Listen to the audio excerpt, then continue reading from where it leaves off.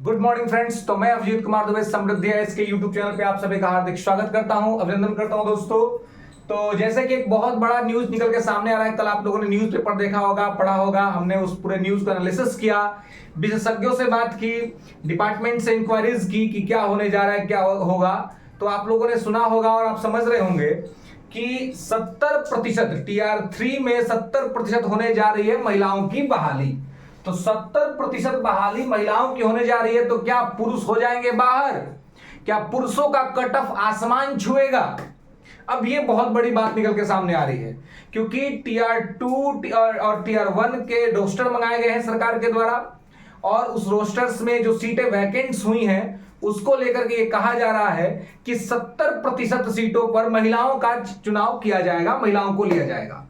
एक बात आपको पता है कि 1 to 5 और 6 to 8 में ऑलरेडी महिलाओं को 50% रिजर्वेशन मिला हुआ है, 50% आरक्षण महिलाओं को ऑलरेडी मिला हुआ है। तो 50% तो महिलाएं जाएंगी ही जाएंगी, लेकिन उसके बाद अब ये 70% की बात हो रही है कि 70% महिलाओं को लिया जाएगा। तो अगर 70% महिलाओं को लिया जाएगा तो पुरुष किस में बच जाएंगे? 30% में बच जाएंगे। तो ऐसी स्थिति में तो ये संभावना रहेगी कि पुरुषों का कट ऑफ जो है सो बहुत हाई चला जाएगा। हालांकि ये पेपर का न्यूज है, अभी तक इस न्यूज पर जो हमने विशेषज्ञों से बात की, डिपार्टमेंट्स के लोगों से, तो अभी आयोग के द्वारा अथवा शिक्षा विभाग के द्वारा इस पर कोई स्पष्टीकरण नहीं आया है। पेपर में ये न्यूज जरूर आया है, लेकिन आयोग और पीएसएल ने ऐसा कुछ भी अभी तक नहीं कहा है। तो क्या ऐसा संभव है? अगर यह व्यवस्था लागू होता और इस आधार पर अगर रिजल्ट आता है तो आप समझ सकते हैं कि पुरुषों की क्या स्थिति बनेगी। क्या इस बार का विधानसभा चुनाव जीतने का मुख्यमंत्री साहब का यह मास्टर स्ट्रोक है? क्या एक मास्टर का स्ट्रोक लगाने जा रहे हैं एक बार फिर से कि देश राज्य की जो आधी आबादी है उसको अपने पक्ष में कर लेना? ऑलरेडी आप देखेंगे कि जो नीतीश कुमार जी हैं वो, उनको ये माना जाता है कि महिला आरक्षण और महिला पक्ष को मजबूत करने के लिए वो हमेशा से काम करते रहे हैं। उनकी जो योजनाएं रही हैं, जो उनका पॉलिसीज रहा है, उसमें विमेन्स फर्स्ट पॉलिसी पे वो काम करते रहे हैं, और अगले साल बिहार विधानसभा चुनाव है।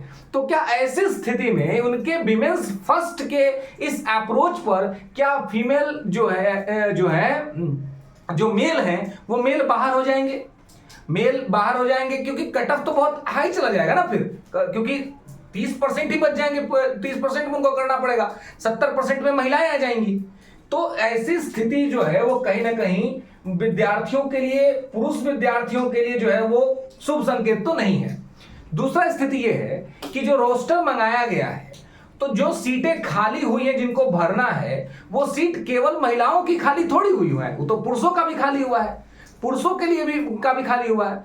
तो ऐसी स्थिति में केवल महिलाओं के लिए 70% आरक्षण देना, ये प्रावधान करना, ये कहीं ना कहीं पुरुषों के साथ थोड़ा सा जो है सो अन्याय हो जाएगा। इस चीज को सरकार को जो सो ये देखना चाहिए, क्योंकि सब विद्यार्थी पढ़ ही रहे हैं और 50% ऑलरेडी महिलाओं को आरक्षण है ना, तो वो मिलेगा ही। इसके अलावा आप जानते हैं कि जितना रिजर्वेशन है उतना में तो महिलाएं आएंगी ही आएंगी।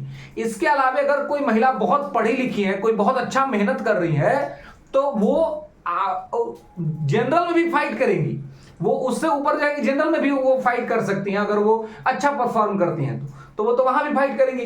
तो उनके लिए तो सीट आप देखिएगा तो क्या है, मतलब बढ़ेगा, लेकिन पुरुषों के लिए जो सीट है जो घट जाएगा। तो ऐसी स्थिति में पुरुषों का जो कट ऑफ है वो संभवतः जो है वो ऊंचा चला जाएगा, और महिलाओं का कट ऑफ जो है सो, क्योंकि बड़े स्तर पे महिलाओं को लेना होगा, तो सीधी सी बात है कि जब बड़े स्तर पे महिलाओं को लिया जाएगा तो कट ऑफ जो है सो कम जाएगा महिलाओं का। और आप देखते थे कि पहले से ही 50% आरक्षण के अंदर में ही महिलाओं का जो कट ऑफ रहता था वो पुरुष के कट ऑफ से 7-8 नंबर का कम रहता था, लेकिन जब 70% महिलाएं आएंगी तो फिर ये कट ऑफ तो और कम हो जाएगा। तो ऐसी स्थिति में अगर ये व्यवस्था लागू होता है और इसी के तहत यदि रिजल्ट आता है तो यह संभव है, आप देखेंगे कि पुरुषों के लिए काफी चैलेंजिंग हो जाएगा, महिलाओं के लिए थोड़ा आसान हो जाएगा। और साथ ही कहीं ना कहीं मुख्यमंत्री साहब का जो विधानसभा चुनाव है अगले वर्ष, तो उसके लिए भी कहीं ना कहीं उनके लिए जो है सो ये बन जाएगा, वो आसान रास्ता हो जाएगा, क्योंकि वो शुरू से ही एक उनका कोर वोट बैंक, महिला वोट बैंक रहा है और उस हिसाब से वो काम करते रहे हैं।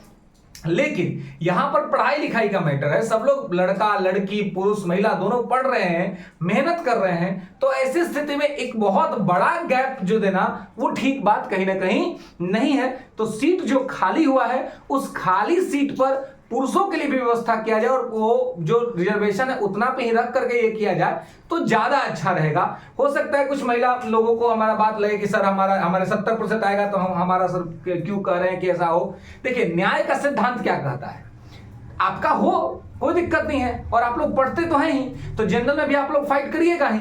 अब 50% तो ऑलरेडी है ही, लेकिन अगर 70% हो जाएगा तो 30% में पुरुषों के लिए बड़ा चैलेंजिंग हो जाएगा, है ना, उनके लिए भी बड़ा जो है सो दिक्कत हो जाएगा। तो इस चीज को जो है थोड़ा सा आपको समझना होगा और सरकार को भी, आयोग को, शिक्षा विभाग को भी स्थिति को समझना पड़ेगा। इसके अलावा जो सीटें खाली हुई हैं तो उस पर सप्लीमेंट्री रिजल्ट जारी कर देना चाहिए। सप्लीमेंट्री रिजल्ट जारी करके उनको ले लीजिए, सीट को फुलफिल कर दीजिए। लेकिन सप्लीमेंट्री रिजल्ट पर सरकार मौन है, सप्लीमेंट्री रिजल्ट सरकार जारी नहीं कर रही है, ना सरकार सप्लीमेंट्री जारी कर रही है, ना वन कैंडिडेट वन रिजल्ट का व्यवस्था कर रही है। सरकार को यही कर देना चाहिए, कम से कम वन कैंडिडेट वन रिजल्ट व्यवस्था लागू कर दीजिए और डीवी पहले करा लीजिए, डॉक्यूमेंट वेरिफिकेशन पहले कर लीजिए ताकि जितने फर्जी हैं वो सब बाहर हो जाए और जो रियल स्टूडेंट है उनका अधिक से अधिक सिलेक्शन हो। और मैं दावे के साथ कह सकता हूं कि यदि डीवी रिजल्ट आने से पहले, टीआर3 के रिजल्ट आने से पहले यदि डीवी करा लिया गया तो इसका भी कट ऑफ पर बहुत बड़ा इंपैक्ट पड़ेगा। और अगर वन रिजल्ट वन व्यवस्था सरकार लागू कर दी तो इससे भी बड़े स्तर पर विद्यार्थियों का कल्याण हो जाएगा और कट ऑफ नीचे जाएगा। और इन्हीं आधार पर मैं बार बार कह रहा हूं कि कट ऑफ जो है सो वो नीचे जाना चाहिए और नीचे जाएगा दोस्तों। तो इस चीज को जो है सो आप लोगों को यहां पर ध्यान रखना है और इसको चीज को समझना है कि ये क्या है और किस तरीके से है। तो देखिए अभी तक शिक्षा विभाग और सरकार की तरफ से कुछ स्पष्टीकरण इस पे नहीं आया है।